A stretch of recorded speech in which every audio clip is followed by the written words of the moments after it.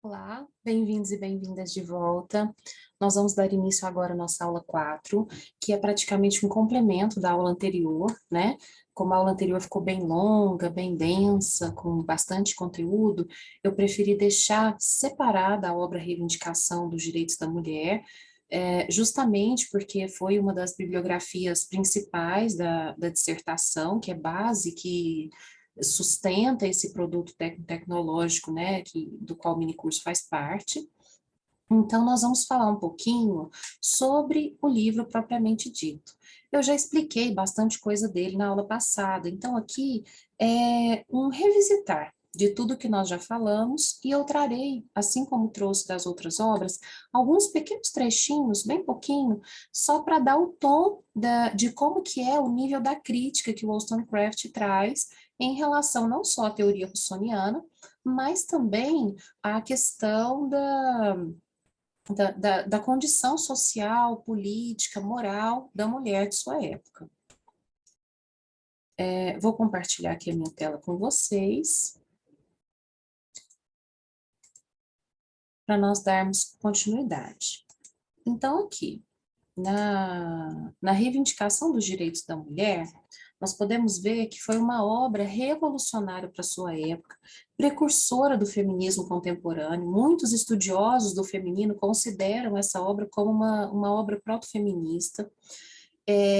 Já havia outras mulheres filósofas e escritoras trabalhando esse tema, porém, a obra de Wollstonecraft tem uma robustez grande, e ela, diferentemente das outras mulheres de sua época, não era nobre, não era abastada, era uma pessoa que vinha das classes médias, menos abastadas da sociedade, e que conseguiu crescer e atingir o seu lugar dentro dos círculos de estudiosos devido aos seus próprios esforços, né? Devido à sua própria luta para se manter, para se constituir como uma mulher independente. Nessa obra, ela aborda a questão de gênero como construção social, não como uma determinação biológica, né? Ela coloca bastante claramente que entende que homens e mulheres são diferentes fisicamente e que em momento algum ela vai negar essas diferenças, ela entende as características singulares de cada sexo, porém, para além das questões fisiológicas, eles deveriam ser tratados socialmente como iguais, né? Ambos com o mesmo nível de inteligência, racionalidade, com a mesma capacidade para desempenhar as atividades. Então, ela não consegue compreender e aceitar as diferenças sociais que são impostas ao gênero feminino. Tanto que ela fala muito em relação à compleição física, à constituição física das mulheres, né? Porque elas eram muito frágeis, doentias, eram flores muito delicadas, né? E eram tratadas assim pelos homens e por elas mesmas, né? O que simplesmente reforçava essa postura patriarcal e de subordinação que os homens colocavam em relação às mulheres. Então, na visão dela, como eu disse anteriormente, as escolas deviam ser para os dois gêneros, as crianças deveriam estudar juntas na mesma sala de aula, deveriam praticar esportes juntos. Ela, inclusive, fala sobre a questão muscular, como os músculos das mulheres eram frouxos, eram flácidos, justamente porque elas passavam o dia todo sentadas, trancafiadas em casa, respirando aquele ar viciado, né? E sem ter a oportunidade de exercitar seus corpos para se tornarem mais aptas para a vida em sociedade, para exercer mesmo a maternidade de forma mais saudável, mais produtiva, justamente por conta do estilo de vida, em que elas eram confinadas às tarefas do lar, da maternidade, da música, do bordado, costura, e não tinham a possibilidade de exercer outras funções. sociais. Ela acreditava, inclusive, que as mulheres deveriam participar, inclusive, das forças militares do país, que as mulheres deveriam defender o patriotismo, defender a sua nação, participar da arena pública, assim como os homens, ter o direito de manifestação, de voto, da mesma maneira como os homens poderiam fazer. Então, isso só reforça a questão de que homens e mulheres deveriam ter as mesmas condições, exceto pela diferença biológica. Ela tratava a condição da opressão da mulher no século XVIII, defendendo a capacidade racional, além da formação virtuosa e moral. Porque no século XVIII não estava em jogo só a possibilidade da mulher se colocar na arena pública, estava em jogo naquele período a capacidade racional da mulher. Alguns autores questionavam a possibilidade de pensar da mulher, entendendo que elas eram um ser inferior, um ser que foi criado pela natureza para ser submissa aos homens. E isso era uma coisa impensável na visão dela, né? E, com certeza, mulheres e homens têm as mesmas condições de raciocínio, de racionalidade, de pensamento.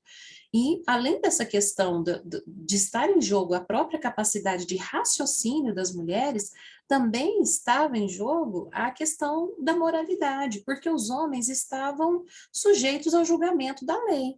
As mulheres estavam sujeitas não só ao julgamento da lei, mas também ao escrutínio social, coisa que até hoje nós vemos que os homens não estão sujeitos, né? Basta olhar na nossa sociedade o quanto que ainda se pensa que um homem, quando tem várias parceiras ali, ele é um aventureiro amoroso, ele é um galanteador, enquanto a mulher que tem um comportamento dessa maneira, ela é promíscua, ela é vulgar, ela não se dá ao respeito.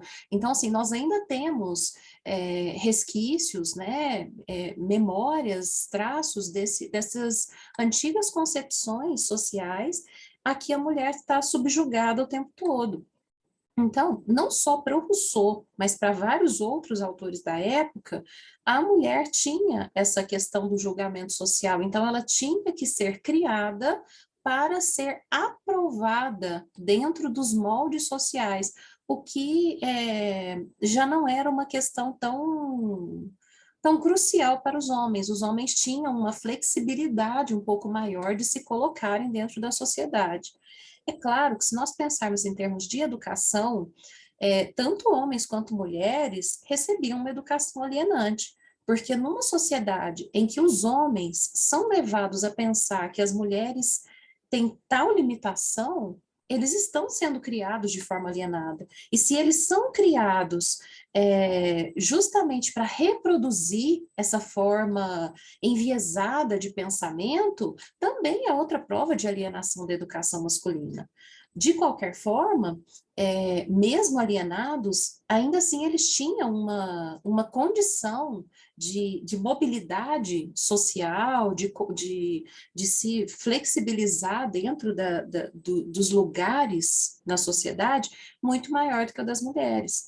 A grande questão as mulheres eram alienadas e confinadas a um determinado círculo muito restrito, enquanto os homens, apesar de alienados, tinham a possibilidade de pertencimento da arena pública e de exercer a sua condição de cidadãos com muito mais liberdade do que as mulheres. Então, assim, é claro que, por isso até que eu penso que o Wollstonecraft tinha a intenção de escrever o segundo volume dessa obra, justamente para discutir essa dificuldade que não estava só no nível da educação, mas no nível da formação social, da estrutura social da sociedade em que ela estava ali, né, do tempo histórico dela, e também que vem se perpetuando até os nossos dias. Claro que nós hoje, como mulheres, temos muito mais possibilidades, conquistamos uma série de direitos, né? Mas ainda assim nós temos resquícios, como foi dito, dessa compreensão de que de alguma forma um sexo seria superior ao outro, teria condições diferentes, teria melhores ou piores condições, melhores ou piores capacidades, enfim, tudo isso está em jogo. Nesse livro, ela mantém o foco na questão da educação. É claro que a educação fica como um pano de fundo, mas nós vemos ali já algumas pinceladas de questões morais, políticas, e éticas, né? E que eu penso que ela aprofundaria no segundo volume, até pelo tom que ela traz nas dicas, né? Quando ela pretendia tratar dos direitos da mulher propriamente ditos, dos direitos dentro da lei, né? Dos direitos sociais, políticos, da posse de bens, da guarda dos filhos, direito de herança, direito de tomar as próprias decisões sem a tutela de um homem ali, né? Que respondesse por elas. Então, assim, eu penso que ela partiu da educação nesse primeiro volume e pretendia aprofundar o questionamento para essas outras esferas no volume subsequente, que infelizmente nunca chegou a aparecer. Nesse livro, ela propõe uma mudança na forma como as mulheres se inserem na sociedade a partir da mudança do modelo educacional, né? Que é como eu disse, ela entende que para mudar a sociedade, essa mudança atravessa naturalmente a esfera educacional, mas ela entende também que outras alterações precisam acontecer, não só no sistema político, mas no sistema moral, social, cultural, né? Nessa obra, ela traz também, além das questões das diferenças físicas, como eu disse, ela traz muito o questionamento sobre a condição dos escravos. E aqui é um ponto de talvez ela ter cometido um excesso de crítica, né? Como nós já conversamos, que ela, assim como outros escritores de sua época, era propensa a cometer, né? Quando ela diz, abro aspas, mas a virtude privada ou pública da mulher é muito problemática, pois Rousseau e uma numerosa lista de escritores do sexo masculino insistem que ela deve ser submetida durante toda a vida a um severo controle, o do decoro. Por que submetê-la ao decoro cego, se ela é capaz de agir por um princípio mais nobre, se ela é herdeira da imortalidade? O açúcar há de ser sempre produzido pelo sangue vital? Deve metade da espécie humana, como os pobres escravos africanos, ficar sujeita a preconceitos que a brutalizam apenas para adoçar a chávena do homem, quando o princípio seria uma proteção mais segura? Isso não é indiretamente negar à mulher a razão? Por que o dom é um escárnio se é próprio para o uso? Então, aqui nessa passagem, fecho aspas, né, para o Wollstonecraft, ela faz uma equivalência entre a condição da escravidão dos negros africanos e a condição de submissão a que estavam colocadas as mulheres. Né? E nesse ponto aqui é uma equivalência exagerada, porque nós sabemos que aos homens negros, né, a população negra, não só os homens, mas também as mulheres, era retirada a sua condição de humanidade, que é o base, o primordial, a base da nossa existência, né? A nossa humanidade, a nossa condição humana. E por mais que as mulheres fossem inferiorizadas, submetidas, subjugadas, elas não eram diminuídas ao ponto de não serem consideradas seres humanos, de serem colocadas no nível de animais ou de uma criatura selvagem, incapaz. Elas eram, sim, menosprezadas em sua potência, mas ainda estavam acima dessa condição do escravo, né? E tem autores que questionam Inclusive que Rousseau também, de alguma forma, faria uma espécie de equivalência entre mulheres e escravos, mas não pela questão da comparação com os escravos negros, como fez Wollstonecraft, mas sim a definição de escravidão do próprio Rousseau, porque ele coloca as mulheres como submissas aos homens, de uma tal maneira como ele define a própria condição de escravidão, né, que não possuem liberdade de pensamento e de ação, o que justamente era a condição das mulheres na época. Então, essa crítica, né, se estende aos escritos de Wollstonecraft. Eu acho que, de fato, ela se excedeu nessa comparação, mas de forma ilustrativa, mostra o tamanho da indignação a que ela estava submetida no momento da escrita desse livro, né? Estava bastante inflamada em seus ânimos por ver as mulheres sistematicamente sendo diminuídas em relação aos homens. Na época dela, né, retomando aí a questão do Rousseau, a perfeição feminina mais exaltada, segundo uma grande estudiosa da Wollstonecraft, que é a Sandrine Berges, era justamente o modelo da Sofia, do livro Emílio, né? As meninas eram educadas para serem como a Sofia, para conterem os seus ânimos, conterem os seus impulsos, conterem as suas tendências mais impositivas, assim como aconteceu com a Sofia, que foi sendo domesticada, educada, adestrada pela sua família, até que a sua altivez fosse diminuída e ela estivesse ali pronta para ser a boa esposa de Emílio, né? Então, assim, e aí, Wollstonecraft, diante disso, ao ver que o ideal da sua época era a Sofia de Rousseau, ela se torna combativa, né, para demonstrar que os velhos ideais estavam equivocados. É, e aí, para isso, ela escreveu sob grande influência, não só do próprio Rousseau, que ela admirava, apesar de criticar, e também de Locke, além de tendências aristotélicas, né? A obra dela tem ali um fundo das teorias de Aristóteles.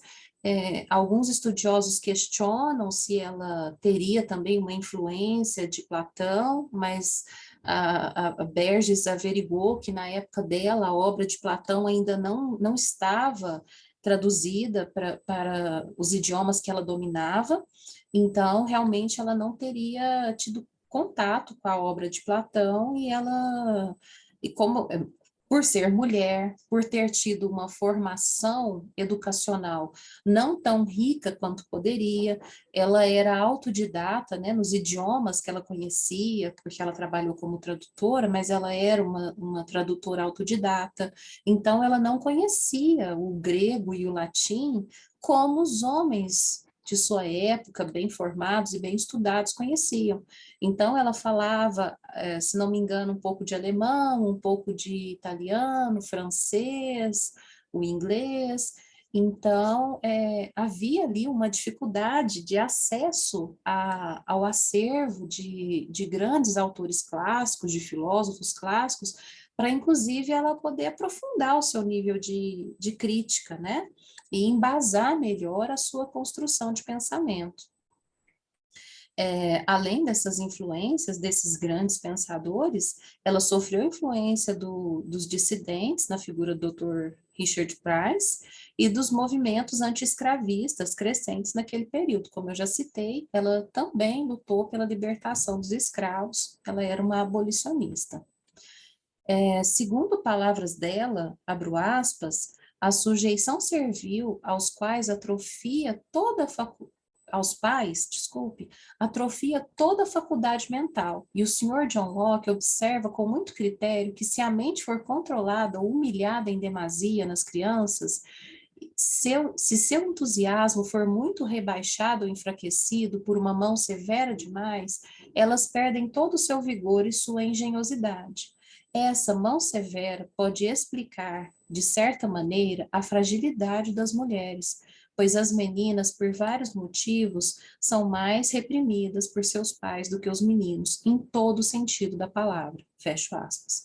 Então, aqui, né, além das influências aí de grandes pensadores, como a gente pode ver aqui nessa citação, ela trazendo Locke, ela também já traz a sua concordância com a questão da punição muito severa e a associação disso com a submissão feminina, que era muito presente no seu período. Além disso, ela diz também que a conduta das mulheres, de fato, a prova evidente de que sua mente não se encontra em um estado sadio, pois tal como as flores plantadas em um solo rico demais, a força e a utilidade são sacrificadas à beleza, e suas folhas garbosas, após agradarem ao olhar exigente, murcham e caem do galho, muito antes de atingirem a maturidade.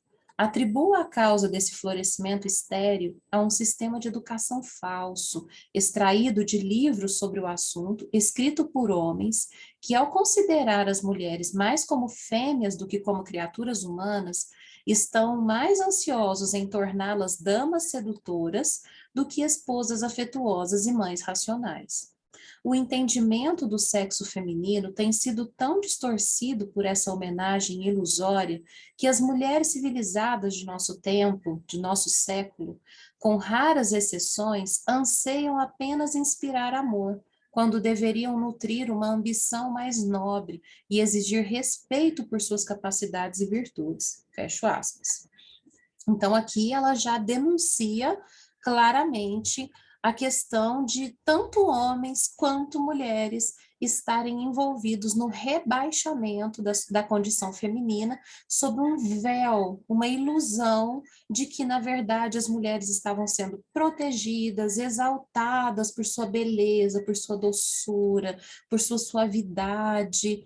E tudo isso ilude a mente feminina, mantendo as mulheres escravas desse sistema e mantendo elas com a falsa sensação de que elas teriam um determinado poder sobre os homens. Uma coisa que Rousseau cita várias vezes na obra dele e que Wollstonecraft denuncia e critica na Reivindicação é justamente a questão que ela aponta aqui nessa citação e depois em outras partes do livro, sobre o poder das mulheres de manipulação em relação aos homens.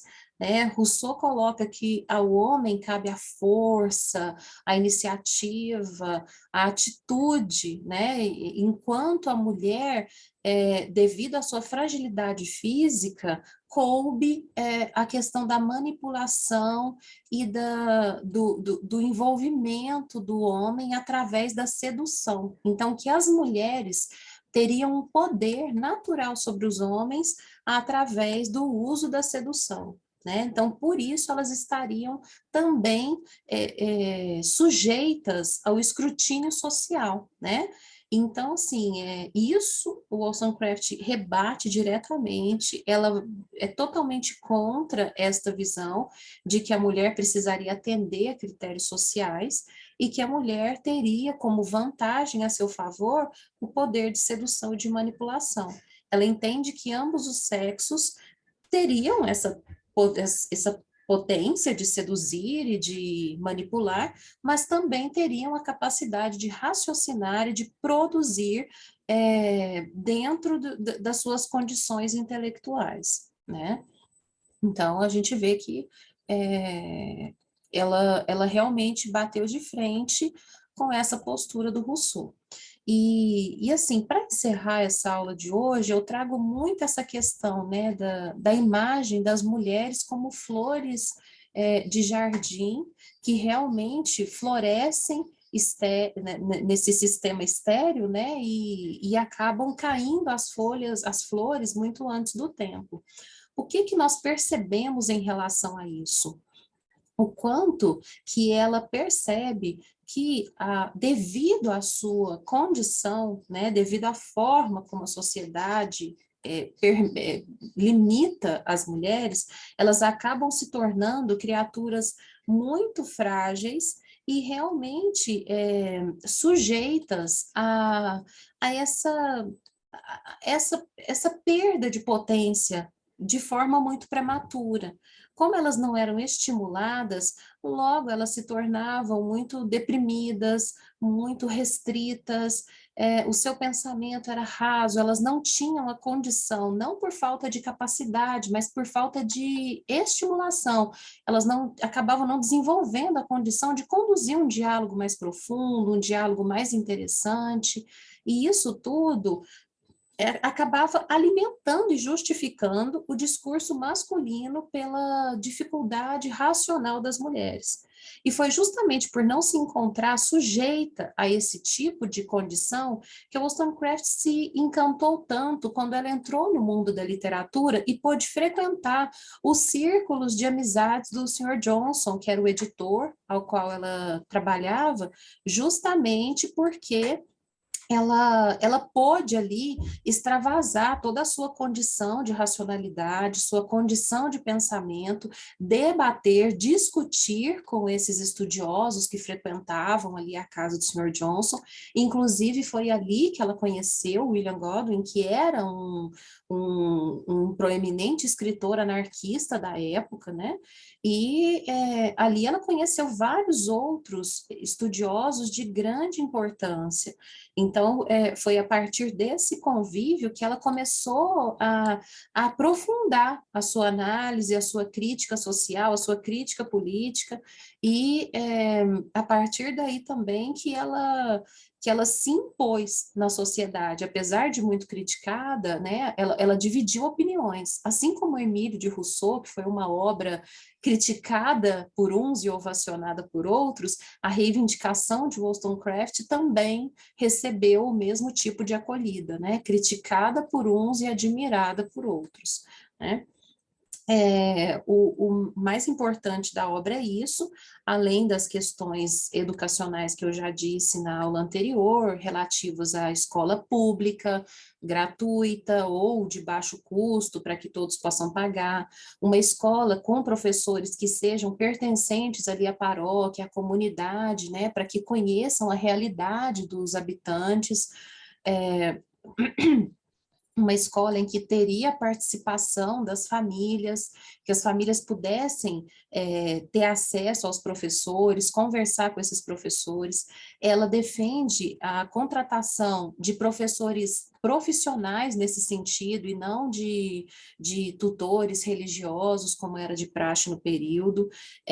Ela defende também que não haja a imposição da questão religiosa na escola, mas que sejam trabalhados, sim, valores morais e éticos.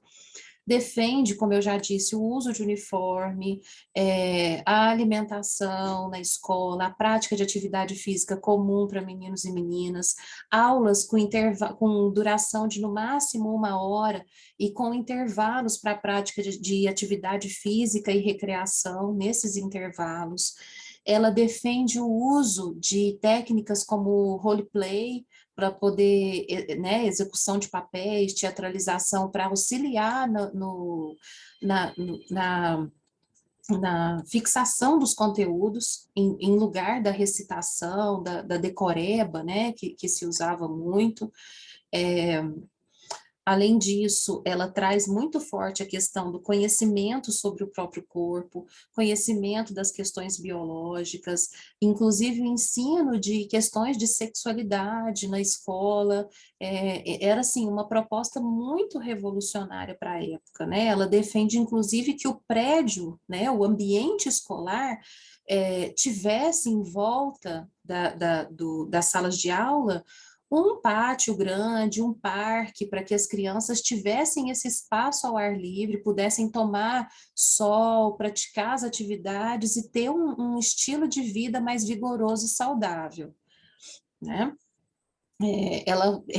apesar das crianças passarem o dia na escola, ela era uma defensora de que as crianças não ficassem em internatos, né, presas ali naquele ambiente longe da família, porque ela entendia que a presença da família era muito importante para a formação moral e de valores dessas crianças, né, que a criança precisava também, além do aprendizado escolar, ter a convivência com os valores familiares, com a cultura familiar, para introjetar essas questões de maneira mais produtiva, né?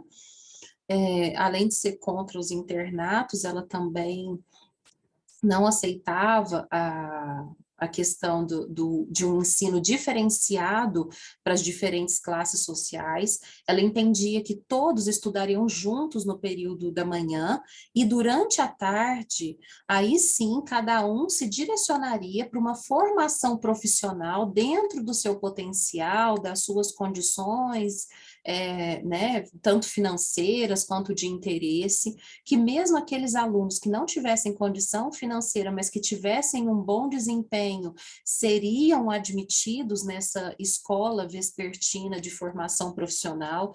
Então, a gente vê aí já um rudimento bem importante da formação profissional, integral, tecnológica, como nós apregoamos hoje em dia, né, de uma formação integral da criança e do adolescente permanecer na escola e receber não só a formação propedêutica, mas também a formação para o mercado de trabalho e a formação de valores, valores humanos, valores morais, valores culturais.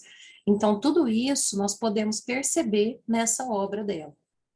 Então, como eu disse, é uma obra que pode ter alguns problemas de conexão entre um capítulo e outro, justamente por ter sido publicado em fascículos, mas o grosso do conteúdo é justamente isso, a luta pela igualdade dos gêneros, atravessada pelas questões educacionais, intentando, num segundo momento, o aprofundamento desse questionamento a partir dos direitos sociais, civis e políticos, né?